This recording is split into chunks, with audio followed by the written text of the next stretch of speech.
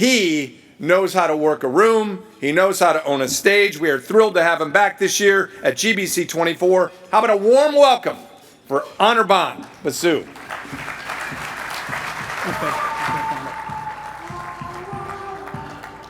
Right, can you hear me? I'm sorry to ruin your lunch. I am. You get to be the after-lunch speaker if you lose rock, paper, scissors, basically, and I lost. I always pick paper. That's a bad bet. So my goal today is to talk about the economy, where we are in the business cycle.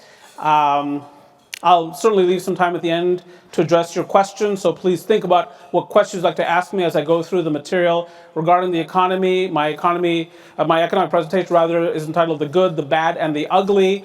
This is a Clint Eastwood themed presentation. You'll see that theme throughout the presentation, whether you like it or not. Prolific actor.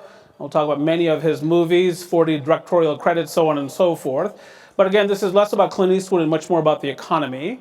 And I have plenty of good, I have plenty of bad, and I have some ugly too. And then, of course, I'll give you my outlook for the economy, and this is not about you buying into my outlook, it never is. This is about me trying to issue spot on your behalf so you can refine your own outlook for the economy and what that means for your enterprise, your golf course, real estate developments, whatever it happens to be. So that's the goal, and let's begin then with the good. And the good, and there's plenty of good. Dow Jones hit 38,000 yesterday, record high, S&P record high. I'll talk about some of the macroeconomic data that tell us that we have avoided recession to date at least. The economy has much more momentum than anyone thought. I myself thought that 2023 could be a much tougher year for the economy, I admit that. I was not alone. There's obviously Bloomberg has a group of economists, and they put together an index. And that index said in October of 2022 that the probability of recession in 2023 was 100%.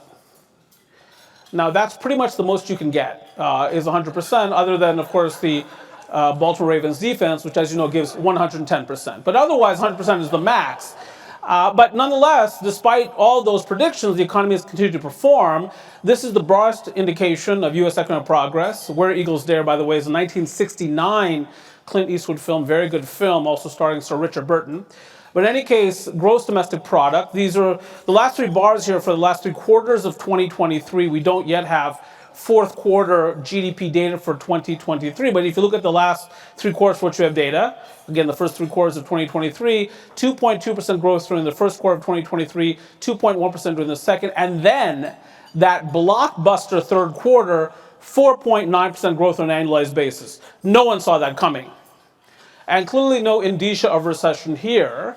Now, we don't yet have fourth quarter gross domestic product data for the United States, but we have estimates. The Atlanta Federal Reserve maintains a product known as GDP Now, which estimates current quarter gross domestic product. And because we don't have fourth quarter data, statistically speaking, the fourth quarter is the current quarter, and that estimate for the fourth quarter is 2.4% growth on an annualized basis. Again, none of these are indicia of recession, and suggestions, in fact, that the U.S. economy enters 2024 with plentiful momentum.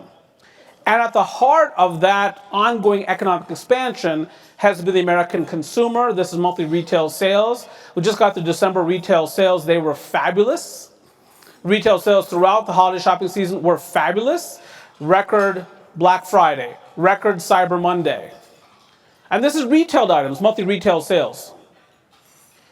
But as you know, much of the growth in consumer outlays, and this, of course, matters to people who own golf courses or manage them, so on and so forth, much of the growth in consumer outlays has been on experiences as opposed to retail items recently. So last year, we set a daily record for TSA checkpoint counts on a single day. Americans are traveling again, of course, in abundance. You can see what's going on in this particular venue, for instance. They're spending on Beyonce concert tickets. They're spending on Taylor Swift concert tickets. In August of 2023, the average Taylor Swift concert ticket sold on resale, and that's how people buy them on resale, $1,619 per ticket. And she was selling at football stadiums multiple times in the same city. That's how much Americans are spending. And by the way, is this thing between Taylor Swift and Travis Kelce not the greatest thing ever? Is this not exactly what this nation needs during these troubled times? I think so. It is fabulous. Not at all annoying. Not at all annoying.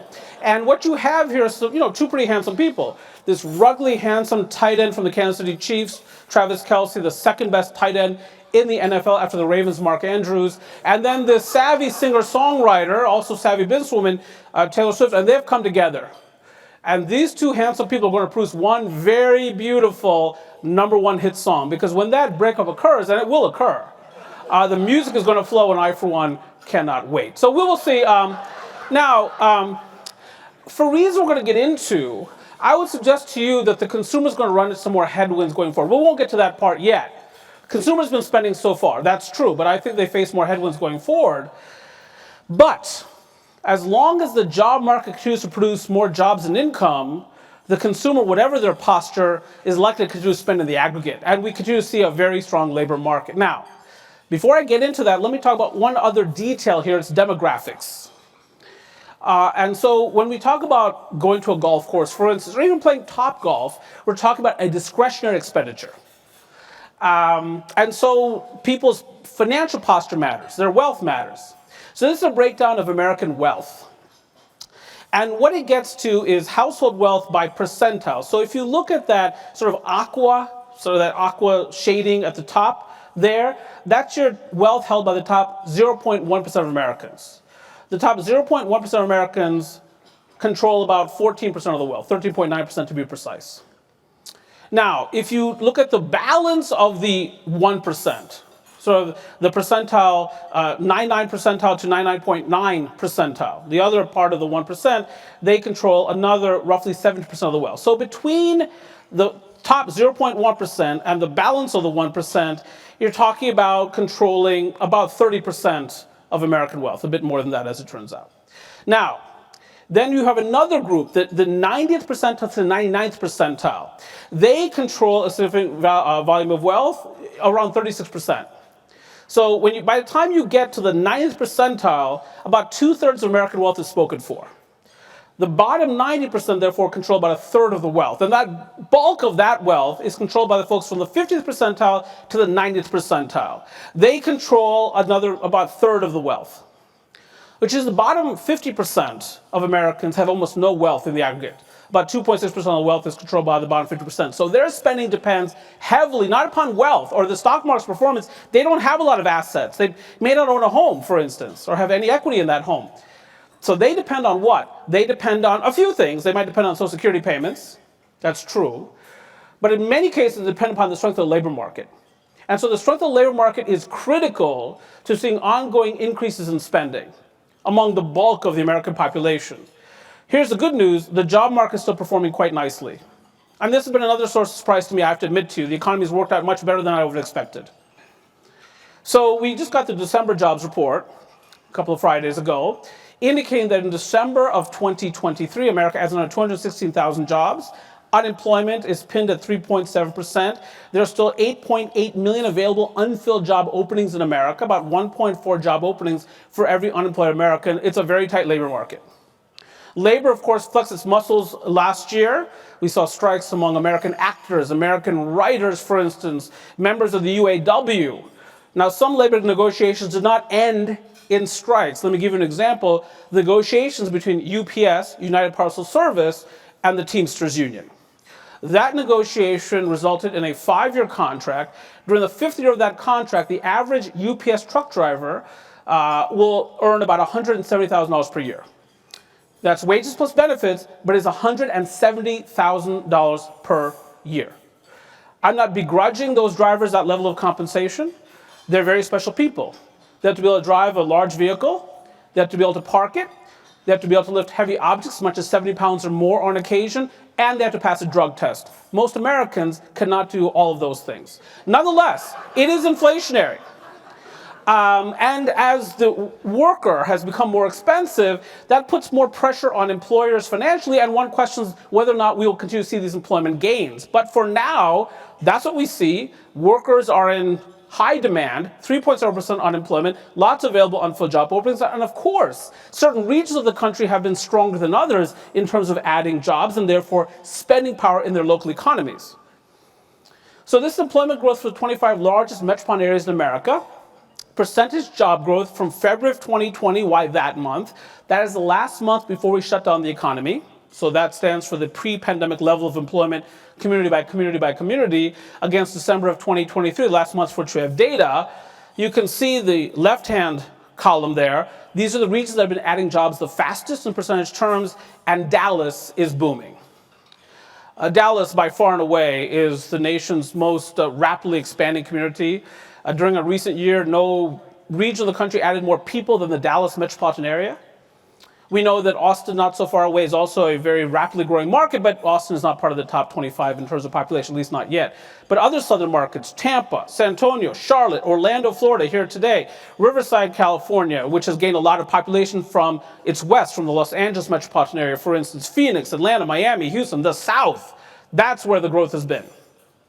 Americans searching for affordability and warmer weather, and whatever it happens to be, lower taxes, have been moving aggressively to the south, and that's where the discretionary spending has been sent, and also therefore where a lot of the job creation is taking place. The right-hand column includes a number of Midwestern markets, Chicago, Minneapolis, Detroit. The Detroit data may still have been some residual impact from the UAW strike.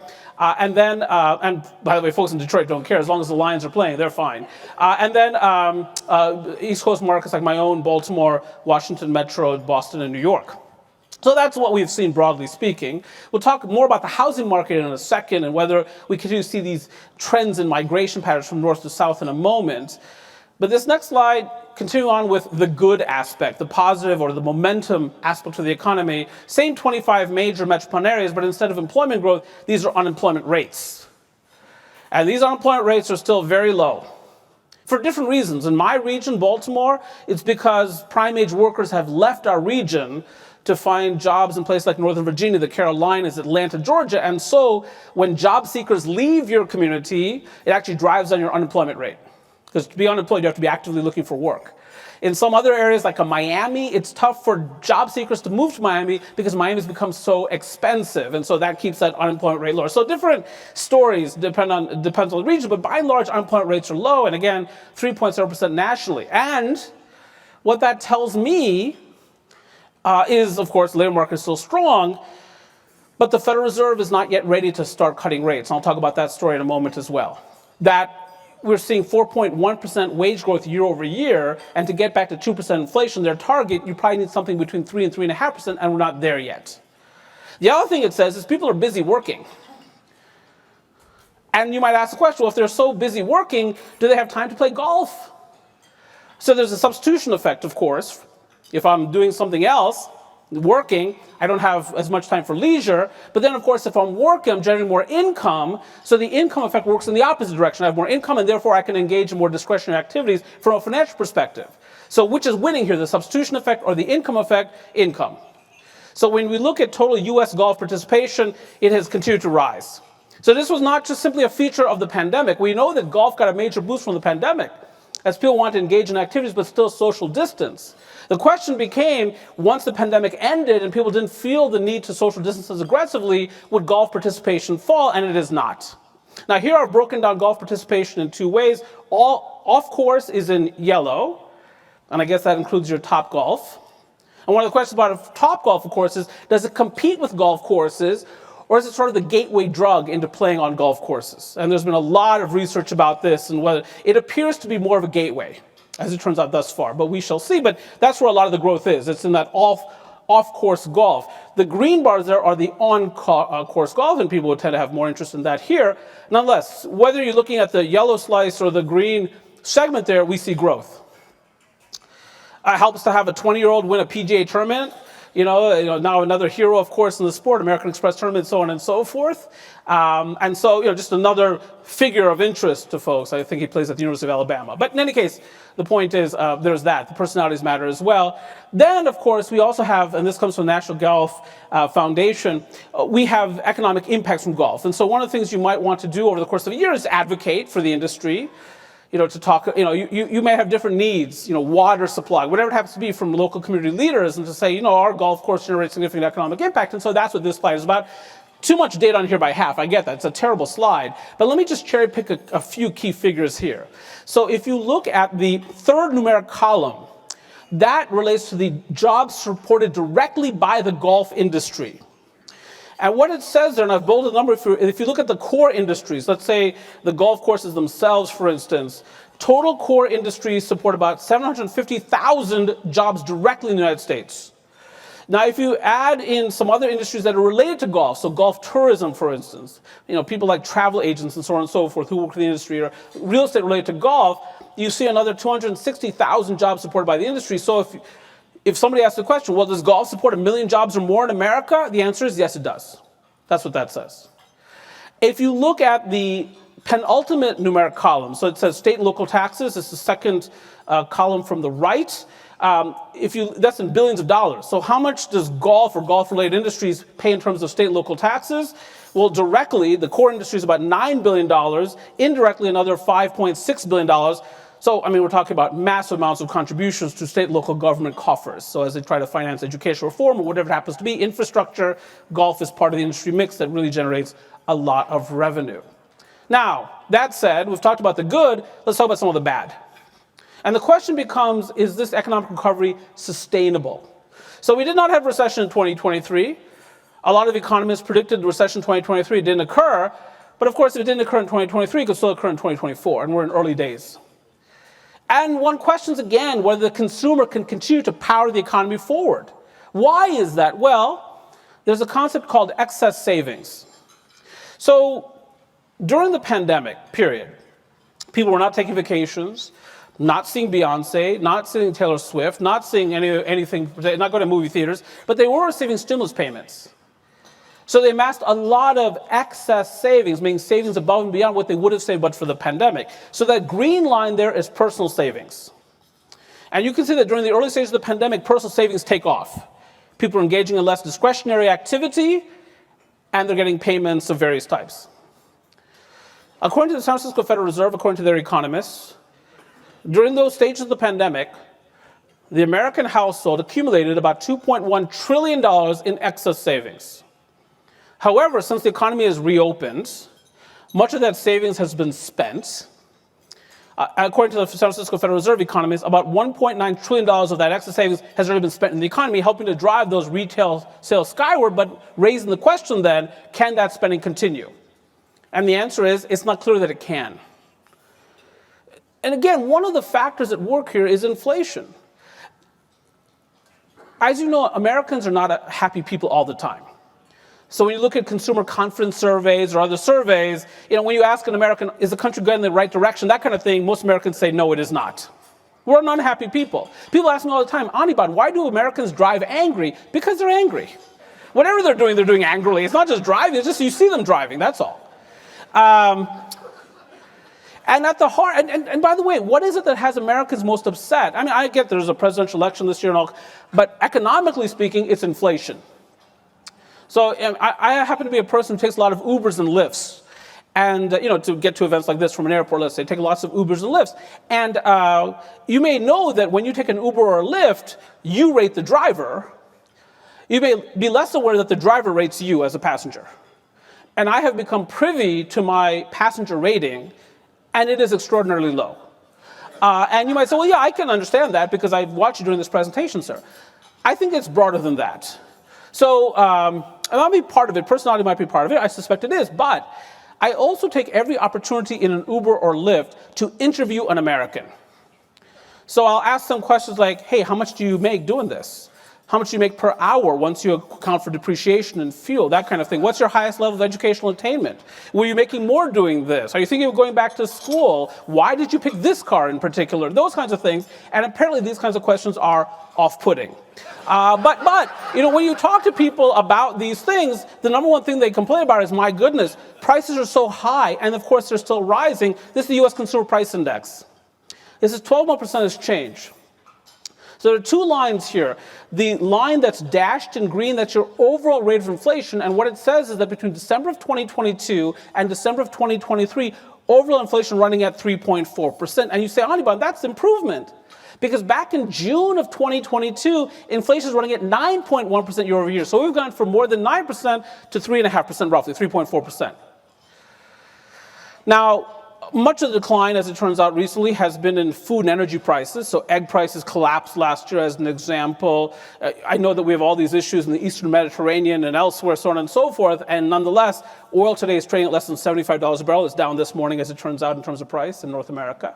Natural gas is meaningfully below $3 per million BTU. So we've seen some meaningful declines in certain energy categories. But if you strip out food and energy prices, therefore, you actually get a higher measure of inflation, the so-called core rate of inflation, all items less food and energy, the kinds of things that the Federal Reserve is more likely to pay attention to. And that says inflation, and that's that dark line there, 3.9%, that black or dark blue colored line. In either instance, inflation remains meaningfully above that Federal Reserve's 2% target, and we'll talk more about that in a moment. That suggests higher interest rates for longer. But again, there's a cumulative effect here. So this is the consumer price index, year-over-year percentage change by category.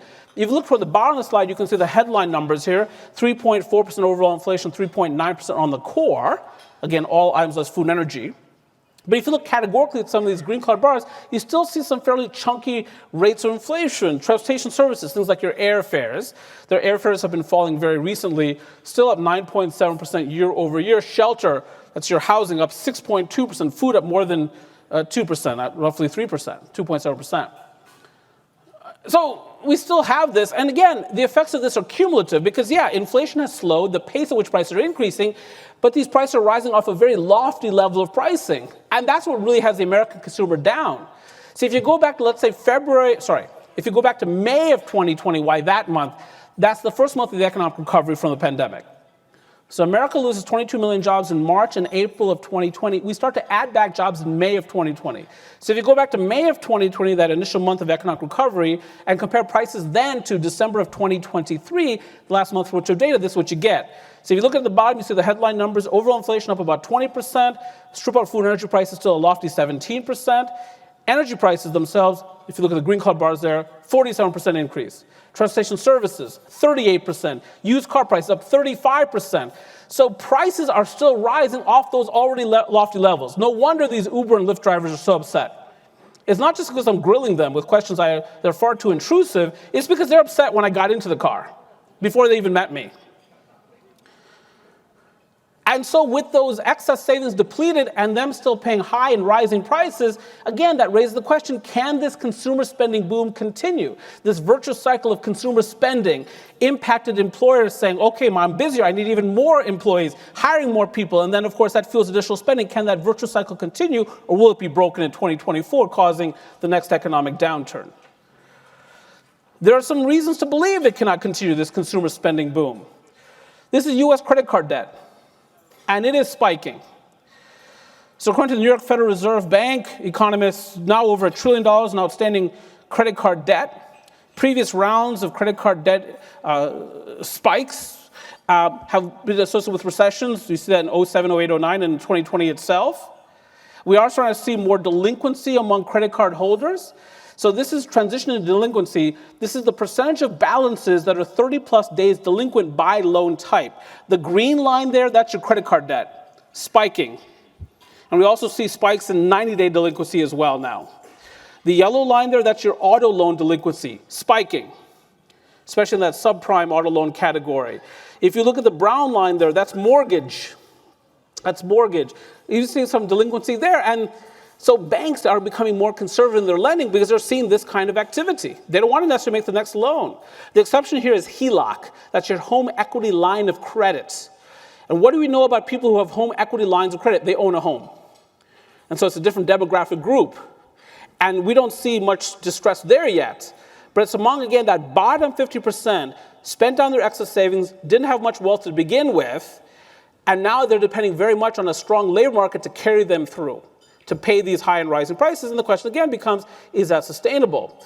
Of course, these interest rates are very high on these outstanding credit card balances. So the penalties and interest add up very, very quickly.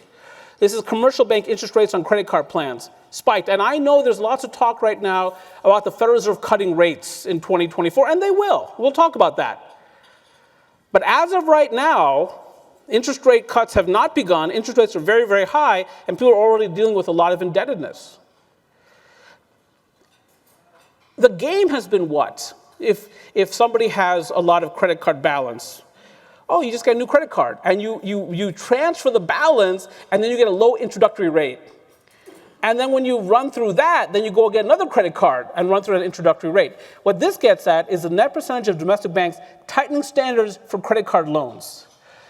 It's the number of banks tightening standards minus the number of banks loosening standards. The line is well above 0%, which means that more banks are tightening their standards, which is, what is that saying? It's saying that I applied for my next credit card, I didn't get a new credit card. I have to pay down the one I have already before I get the new credit card. And so a lot of these consumers are running out of rope, is what I'm trying to say. They're running out of flexibility. So again, that's why I think there's some risk out there for the next recession. Again, what has caused all this, these tightening monetary conditions or financial conditions? Well, the purposeful moves of the Federal Reserve to tighten monetary conditions, to slow economic growth, to bring inflation down to 2%, its target. This is the principal policy instrument, the Fed funds rate, the overnight bank lending rate, the rate at which banks borrow from one another overnight to shore up their reserves. And why would a bank do that? Because a bank needs a certain amount of reserves inside the bank to make loans outside of the bank. And occasionally, banks run up against that constraint. Now, when this rate is set at a low level, a bank is more likely to borrow from another bank, shore up their reserves, and therefore lend aggressively in the economy. Conversely, when the rate is set at a high level, banks are less likely to do that, therefore they're less likely to lend aggressively in the economy. And this is the principal mechanism by which the Federal Reserve influences economic growth and its byproduct of inflation. Now, the Federal Reserve, after about a year of excess inflation, meaning inflation well above its 2% mandate or target, starts to raise rates. March 16th of 2022, that's what this chart says. That day, they raised rates 0.25%. They start dipping their toes in the inflation-fighting waters. Next meeting, 0.5% rate increase. Next 4 meetings consecutively, 0.75% each meeting. Then back to 0.5%, then 0.25%, then 0.25%. May 3rd of last year, 0.25%, pause in June. July 26th, 0.25%. They've paused ever since. But that means that an interest rate, if you graph the upper limit of the Fed funds rate, that had been 0.25% is now 5.5%. And that's what makes it so remarkable that we have not had a recession. A 525 basis point increase in interest rates, and the economy has powered right through it. Now, when I was in graduate school, it was the monetary theorists who were most appealing to me, the Milton Friedmans and Anna Schwartzes. And so I billed myself as a monetarist. Now, I didn't tell anyone that. I was single. I wanted to be attracted to women, so I called myself a neo-Keynesian. Obviously, some things go without saying. But I was a monetarist. So when you believe in that kind of monetary theory and you say, oh my goodness, we have a 525 basis point, 5.25% increase in the benchmark interest rate in the country, of course you're going to head into recession, and we haven't. And it's remarkable. That said, the story has yet to be fully told. I won't go through all of this, but this first bullet is, I think, instructive. It's a quote from the highly regarded president and CEO of the Atlanta Federal Reserve, Raphael Bostic, who tells us, quote, a large body of research tells us it can take 18 months to 2 years or more for tighter monetary policy to materially affect inflation. I say, Anirban, that's nonsense. You might say he's highly regarded, but that is nonsense. You just said that inflation has gone from more than 9% to the mid-3s, and that over an overlapping period, the Federal Reserve has been raising interest rates. Clearly, tighter monetary policy has had a material effect on inflation. Not so fast. I think the principal reason the economy has worked out the way it has is because supply chains have improved. Now, don't get me wrong, I'm not saying supply chains are perfect. I can see along with you what's happening in the Panama Canal and Red Sea and so on and so forth. I get it. But supply chains are much more reliable than they were in late 2021. And here's what happens when supply chains improve. Let's take new cars as an example. For a while there, it was very difficult for Americans to find new cars on dealership lots. So what did Americans do? They bought used cars. What happened to the price of used cars? It skyrocketed. But then new cars managed to make their way to dealership lots. All of a sudden, new car prices, new cars were not so rare. Used car prices were not rising as quickly, but moreover, there was this frenzied, unmet demand for new cars. So as soon as those cars hit the lots, they were purchased. Transactional volume. So what you get as supply chains improve, you get faster economic growth as supply meets that unmet demand, and you get less price pressures. Inflation comes down. My feeling is that the lag effects from these higher interest rates have yet to be fully felt by the economy. Let me give you an example. So we know that mortgage rates have taken off. This is your 30-year and 50-year fixed mortgage rates. 30-year is in the dashed dark blue-colored line. In green is your 15-year fixed rate mortgage, 15-year fixed rate mortgage. So, we're in the mid-sixes right now in terms of 30-year fixed mortgage rate. Now, again, here's the thing. One would have thought, boy, this is going to crush home prices. This increase in mortgage rates. Home prices were very high coming into the pandemic. You have the pandemic. Of course, home prices take off even further for various reasons. But then mortgage rates take off. You would say, my goodness, home prices are going to collapse after that. But if you look at the S&P Case-Shiller Home Price Index, prices have not collapsed. They're at record highs. How is this possible? So if you look toward the right of the slide, you can see that during the pandemic and early stages of recovery, you saw a big sharp increase in home sales prices based on this index. That's a 45% increase in home prices. And during the pandemic, of course, our behavior changed. What did we want? Well, we're spending more time at home, so we wanted more square footage. We wanted room for home offices and home gyms. We want one room just for the Peloton. And that mirror thing I don't fully understand. And we want to take advantage of the lowest mortgage rates in the history of this country. So, of course, we bought bigger homes and more of them. Home prices surged. But then pandemic ended. And I don't see many masks around here, for instance. Behaviors returned to somewhat close to normal. And mortgage rates took off. And for a few months there, you can see home sales prices were falling. And I expect that to continue. And the prices have just taken off again. Why is that scarcity? So yes, mortgage applications are down. Why are mortgage applications important? That's a leading indicator of home sales. So when people apply for a mortgage, that's their indication that they're willing to or want to transact. Ultimately, that translates into a purchase if things work out. But mortgage applications are down about 80% since the 2021 peak. So if the buying public has really fallen off, has been dissipated by these higher mortgage rates, then how can home sales prices be so stable? Because not many people are looking to sell their home either. So if you're sitting in Kenosha, Wisconsin, or Kankakee, Illinois, with a 2.75% 30-year fixed, where are you going? You're not going anywhere. You're going to be carted out of that house. You're going to leave that house in an ambulance. And so you don't have many people buying homes right now. You also don't have many people selling homes right now, so you get this kind of equilibrium. Now, this would tend to also impact construction. So you might have seen this morning, D.R. Horton, the home builder, reported quarterly earnings. That share price fell immediately by 8 to 9% as they reported disappointing earnings. They're having to offer significant discounts on homes and having to buy down mortgage rates to try to sell homes in a high mortgage rate environment. That's predictable. But the single-family housing market has actually held up pretty well relative to expectations. This is U.S. residential building permits. It's another leading indicator. Why? Because if you're a builder, you've got to pull a permit before you build. And of course, golf courses and residential development often go hand in hand. So I want to talk a bit about the housing market. If you look at the permits there in the single-family category, that's your yellow line. Actually, that's where the momentum has been. So how is that possible, Anirban? You just pointed out mortgage rates are high. Mortgage applications are down. Millennials, our large generation, have been frustrated by a combination of a lack of inventory, high prices, and by their standards, very high borrowing costs. So what's the momentum? Where's the momentum coming from? Often very wealthy buyers. People who are able to buy homes all cash, so they don't care about mortgage rates. I'm not borrowing any money, why do I care about the mortgage rate? Or they say, well, I can afford a 6.61% 30-year fixed mortgage rate. I used to pay 15, 18%. 6.6%, that's nothing to me. And so there's still some opportunities out there for certain home builders, particularly operating at the higher end of the market, given this lack of inventory.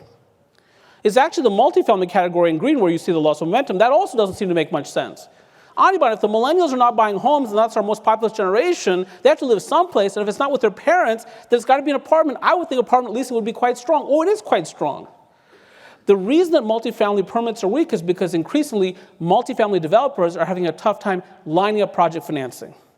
And why would I pull a permit if I can't line up my financing? Or even if they get financing, it's the interest rate so high or cost of capital so high, their pro forma no longer pencils out. And that, of course, dynamic, that lack of project financing or that expensive cost of capital impacts more than the multifamily segment. Other segments are impacted as well, and that's one of the reasons that architects are less busy. It's actually a good time to call your architect. It's a good time to call your architect because they're not that busy right now. So getting some design work is actually advantageous. This is the Architecture Billings Index. It's a diffusion index. You see that 50-yard line running westies across that slide? Any reading below 50 means that architects are less busy this month than they were last month. You can see the last few months they've been getting less busy. Why? Because their developers with whom they work are not getting their project financing. And part of this relates to this weakness that everyone talks about commercial real estate. And let's talk about that, shall we? Let's talk about now the ugly.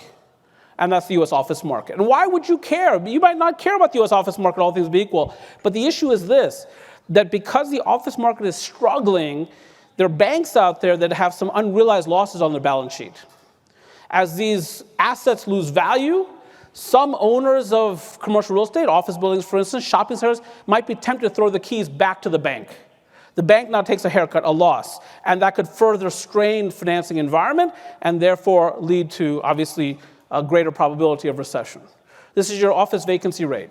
Last year, the U.S. economy grew around 2.5%. We'll see what fourth quarter data looks like for GDP, but around 2.5%. We added hundreds of thousands of jobs in traditional office space using categories. Office vacancy still rose last year. And that 13.5% that you see there, that's a lie. Way more than 13.5% of our office space nationally is vacant, but it's not deemed to be vacant because it's still leased. But as these lease renewals come up, you'll continue to see upward pressure on office vacancy, and that's where the hazard lies. Not only that, but many of these office building owners have to refinance their mortgages soon. Who's going to refinance that mortgage? And at what rates of interest? In many cases, these buildings are already not cash flowing. So this is commercial real estate debt maturities, $2.5 trillion over the next 5 years. A lot of that relates to the U.S. office market. Now, a lot of these office building owners are really going to struggle.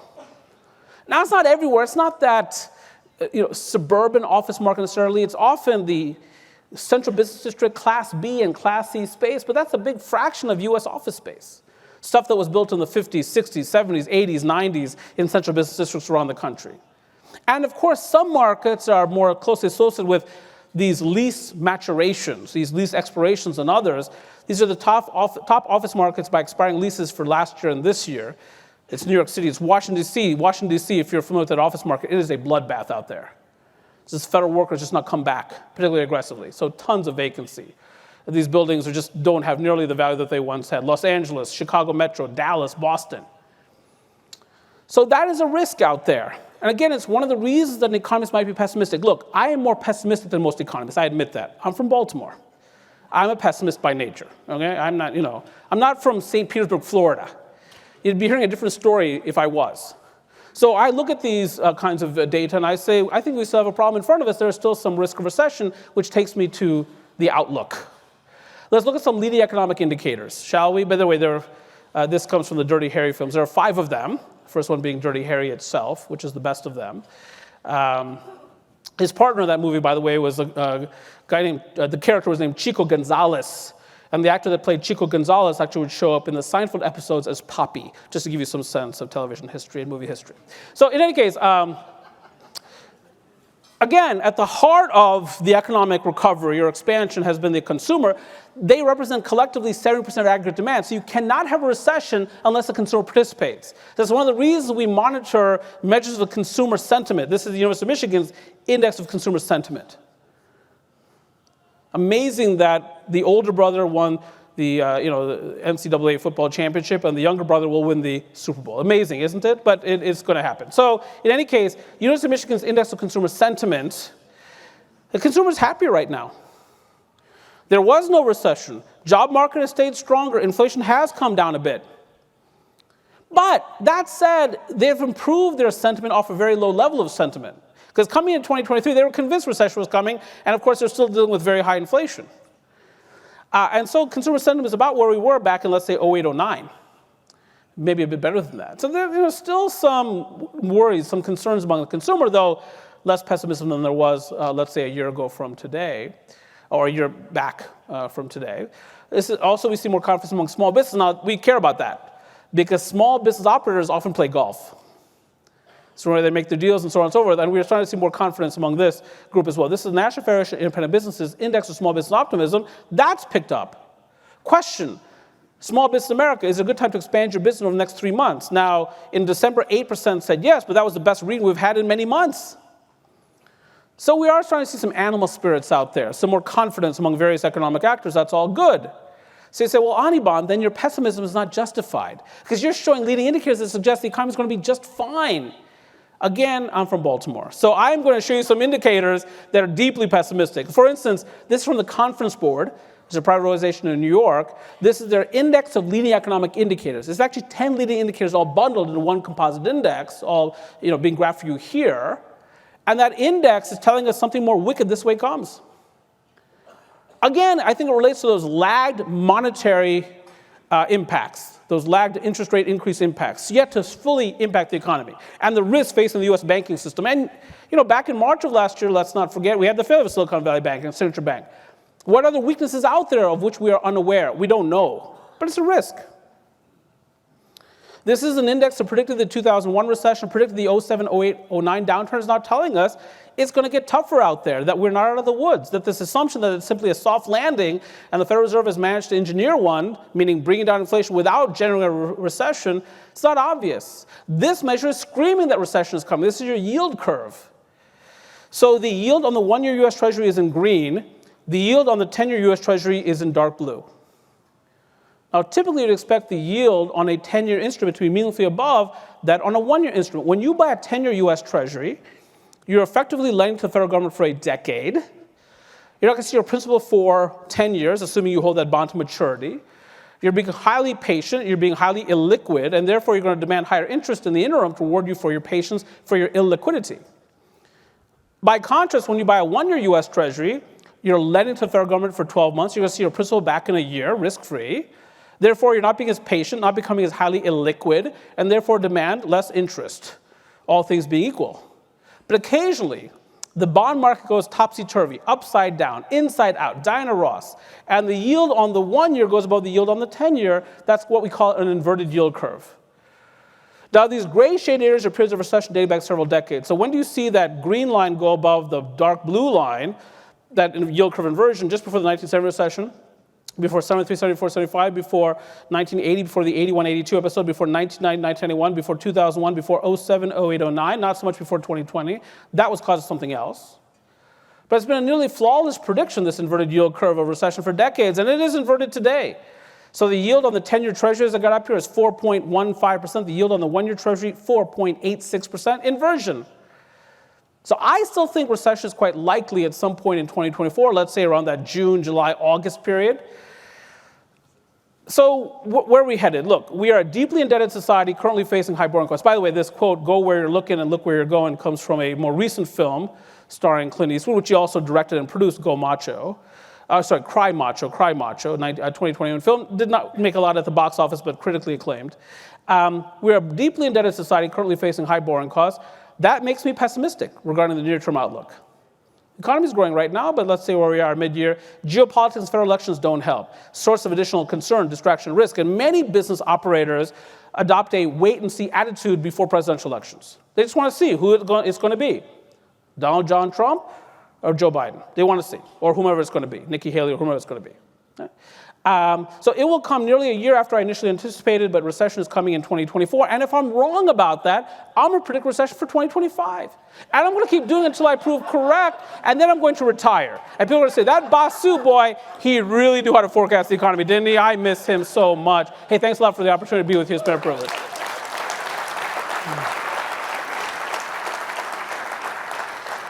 I have a newsletter this year at www.sageecon.com. There's a free service here, so I'm not necessarily dialing for dollars. If you're not interested in the newsletter, please, anytime feel free to go ahead and pound sand.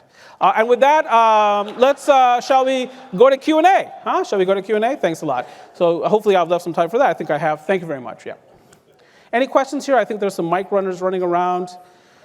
Anyone want to challenge my analysis, so on and so forth? There's a question in the back I see, a gentleman there.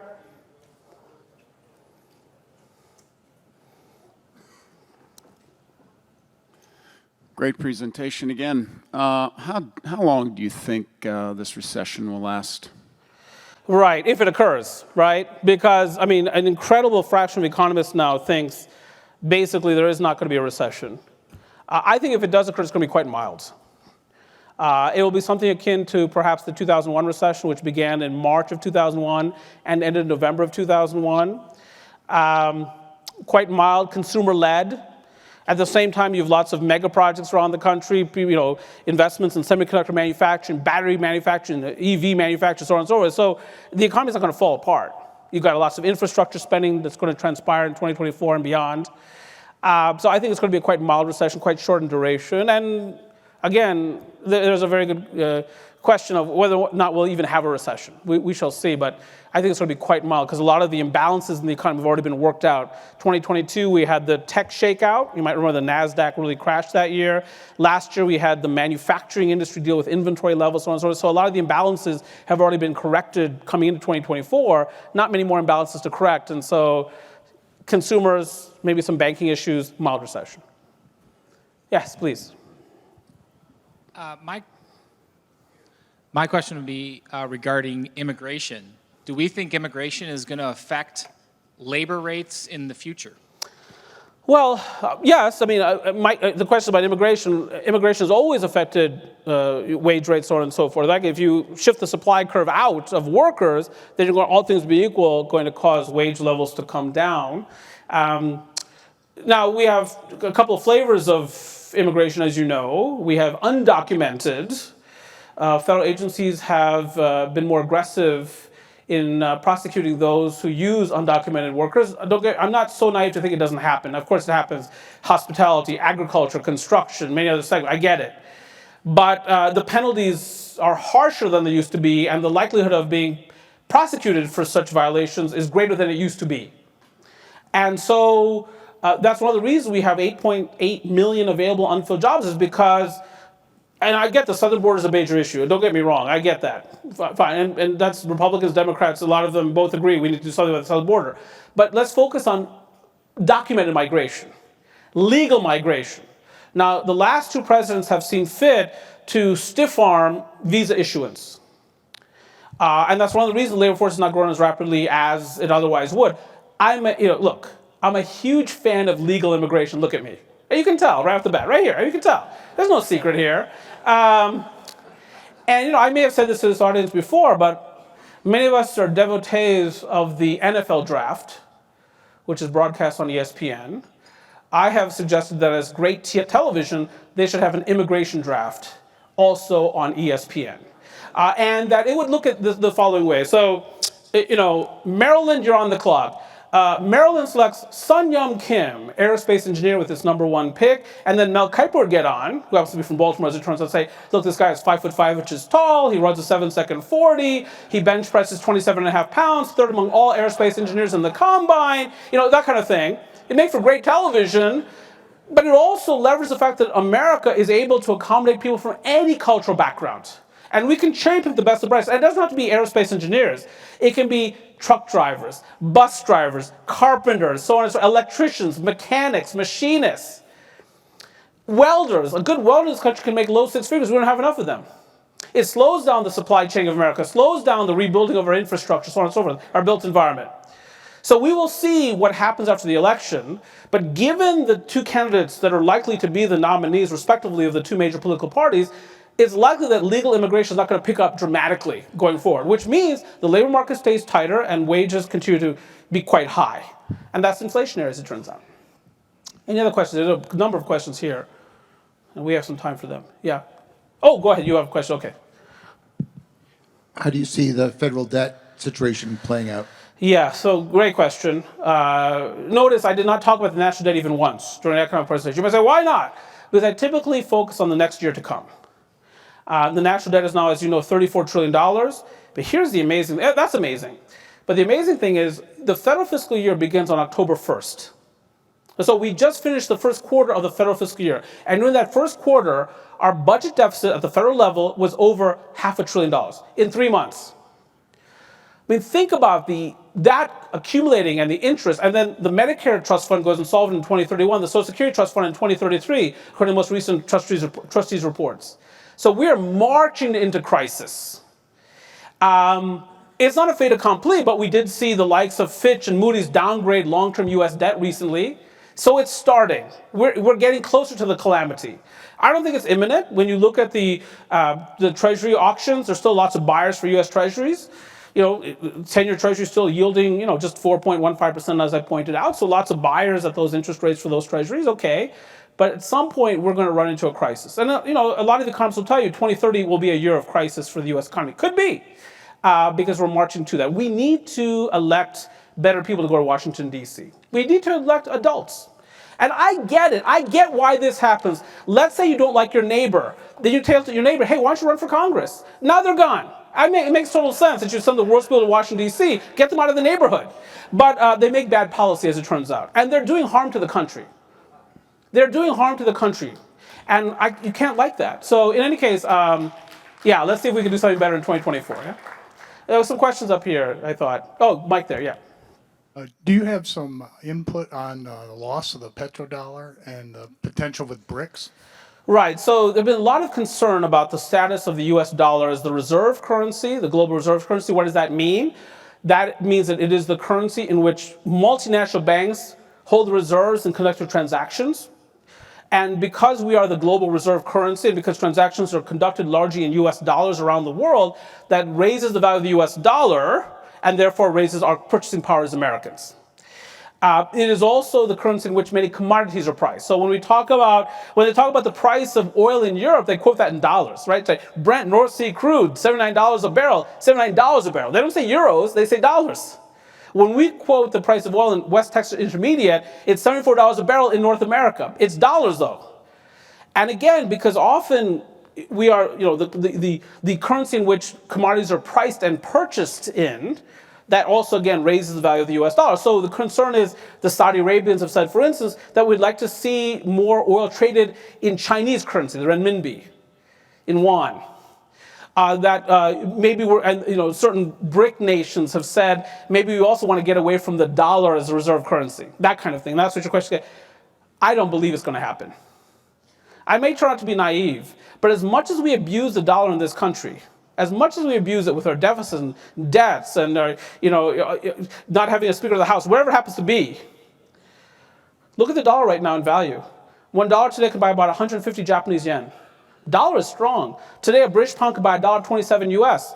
That's pretty low by historic standards. A euro can buy maybe $1.08, but $1.09. So one Canadian dollar can buy less than 75 cents US to this morning. So dollar through it all is quite strong. It's still the leading currency in the world, and I don't think it's going to be replaced by any one competitor currency. What we have seen, however, is that our share of global reserves has been falling in recent years, just gliding lower, not massive declines, but not to any one currency, to the euro, to the yen, to the rupee, so on and so forth. And so if we continue to abuse the dollar, we will lose ultimately our status as a reserve currency. But it's going to take a lot of abuse of the dollar for that to happen. I don't expect it to happen anytime soon. Any other questions here? Yes, go ahead. One of the good things you said, you pointed out, was the GDP going up 2.4% and something like that. In your opinion, is any of that tied to the effect of the inflation itself and the cost of goods going up, hence spending more money along with the December numbers? Right. So the question is, I mentioned that the fourth quarter estimate for gross domestic product growth in the fourth quarter was 2.4% on an annualized basis. Last year, the U.S. economy grew around 2.5%. Again, we'll see what the final data look like. And does that have to do with inflation? And so people are being forced to spend more money because the prices they're paying are higher. When I say the U.S. economy is growing, let's say 2.4%, I've already adjusted for inflation. In nominal terms, if the U.S. economy grew, let's say, 2.5% last year, in real terms, in nominal terms, it probably grew around 6%. So transactional volume, if you don't adjust for inflation, probably rose about 6%. That's how much we grew in nominal terms. So I've already taken that into account. Again, what's amazing is that inflation has been so high, interest rates have been so high, and the consumer keeps spending, and not just spending, but leveraging their balance sheet. Right? They know the credit card interest rates are higher. It hasn't stopped them from accumulating credit card debt. And that's been surprising to me. But at some point, you got to pay the piper. And so again, that's why I think that 2024 is going to be a bit different from 2023. Do we have time for maybe one more question? You can do whatever you want. I can do whatever I want. That means you can do whatever you want. Any other questions here? I see I think a hand up there.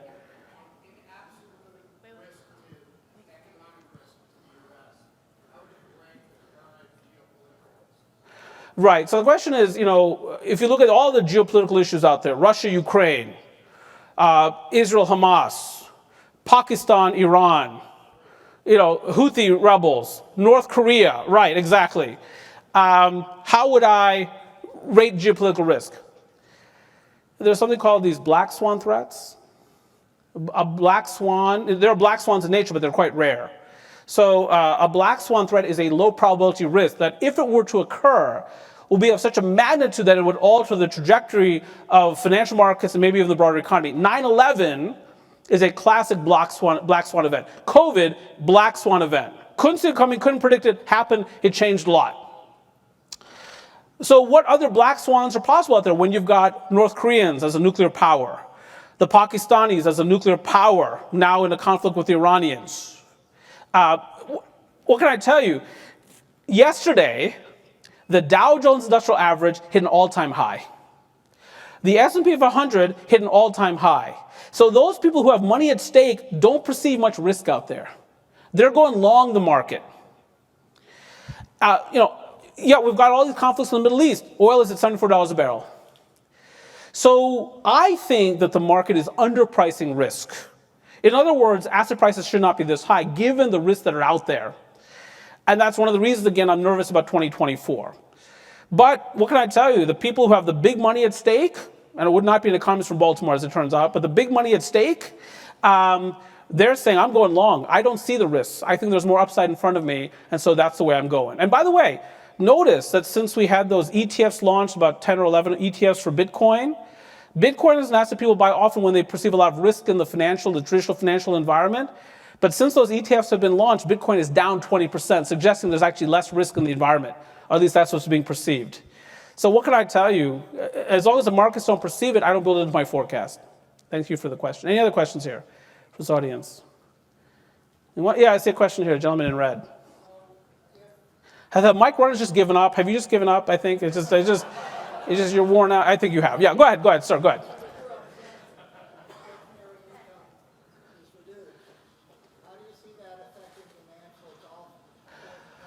Right, so the question is, what about golf course products if we have a recession? If I try to be right and there's some weakness in front of us, how does that affect?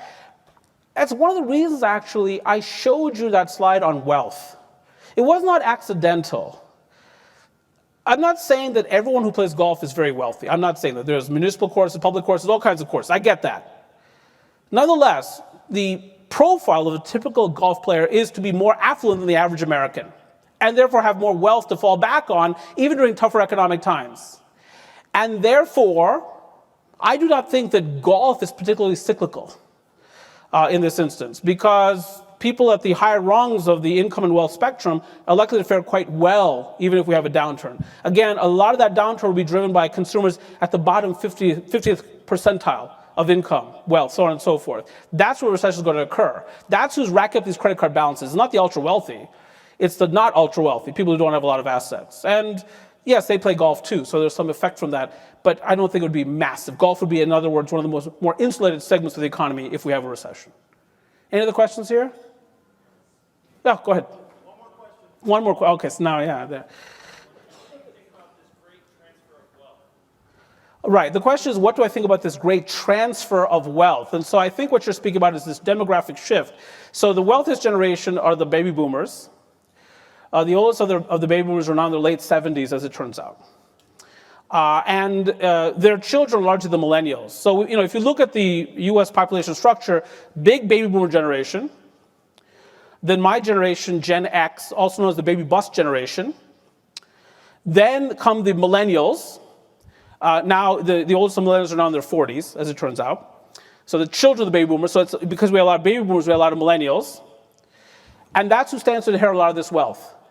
And now these millennials, of course, are in their prime earning years in many cases, so they're approaching those years, they're forming families, they're having children, getting married, often in that order. And now they stand to get all this wealth from an older generation, and they're going to spend it during these peak spending and earning years. So that's a very positive demographic aspect for the economy. The question is, will that millennial generation produce the kind of wealth that the baby boomers did? Because the baby boomers have a lot of wealth to pass along to other generations because they were such a productive generation. The baby boomers worked hard. Oh, it didn't start out that way. Right? It started out with, flowers in their hair and, riding around in Volkswagen minivans and Woodstock and free love and psychedelic drugs. Now commanding the stage. Really. So that generation has come a long way. But the wealth doesn't disappear. But will future generations generate enough wealth for those generations in their future? I don't know. That's a long-term story. But yes, that wealth transfer should be very positive for the U.S. economy going forward as more money is pumped into those who are in their prime spending years. So I hope that answers your question. Hey, thanks a lot for the opportunity. It's been a privilege. Hold on. I mean, the joy he brings to bringing such lousy news to us. Quick rapid fire thing. Have you ever, see the smile on his face? Have you ever been asked to be a member of the Chamber of Commerce in Baltimore? No, I have not I mean, they been must asked. love you. They must love you there. No. I have not been invited. No. Do you get invited to cocktail parties? Not really. No, it doesn't really happen.